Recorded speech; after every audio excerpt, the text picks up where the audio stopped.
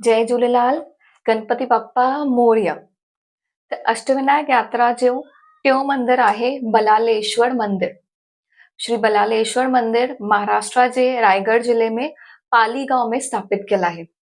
हिन मंदिर जी हिकु विशेषता इहा आहे त इहो मंदिर गणपति बप्पा जे नाले ते न पर हिकु गणेश भक्त जे नाले ते स्थापित कयल आहे। त हिन जे पुठियां हिकु ऐतिहासिक कहाणी आहे, अचो त ॿुधूं था।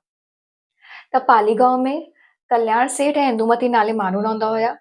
हिननि खे हिकु बला नाले पुटु हुयो जेको पको गणेश भक्त हुयो।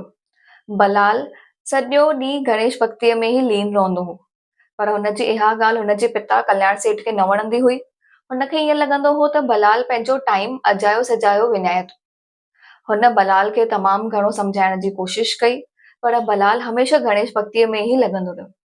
बलाल रोज़ शाम जो पंहिंजे दोस्तनि सां गॾु पाली गांव जे हिकु जंगल में वेंदो हो। हुते मिटीअ मां गणपति बप्पा ठाहे हुनजी पूॼा कंदो हो।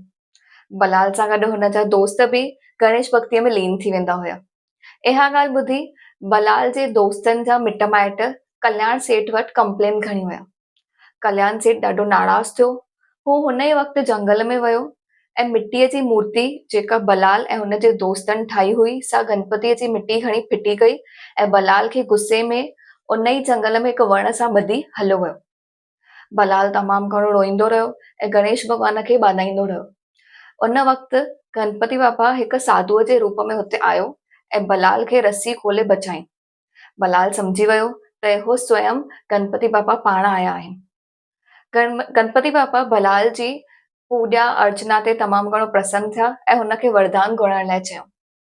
बलाल वरदान में इहो घुरियो त हे गणेश देवता, तव्हां पाली गांव में हमेशह हिते विराजमान थी रहो ऐं हमेशह हितां जे माण्हुनि ते कृपा कंदा रहो। बलाल जी इहा ॻाल्हि ॿुधी गणपति बापा हिनखे चयो, तथास्तु, यानी तुंहिंजे चवण मूजिबि मुंहिंजो हिते मंदिर स्थापित थींदो, पर हुनजो नालो हुन मंदिर जो नालो मुंहिंजे नाले सां न पर तुंहिंजे नाले सां थींदो। उन वक़्त खां पोइ पाली गांव में बलालेश्वर मंदिर जी स्थापना थी। बलालेश्वर मंदिर में एंटर थियण सां ई हुते गणपति बापा जी मूर्ति जेका उन वक़्तु कल्याण सेठ गुस्से में तोड़ी हुई, उहा बि स्थापित कयल आहे, जंहिंखे हुतां जा माण्हू डुंडी करे सॾींदा आहिनि।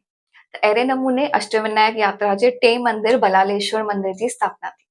गणपति बापा मोरया। जय झूलेलाल।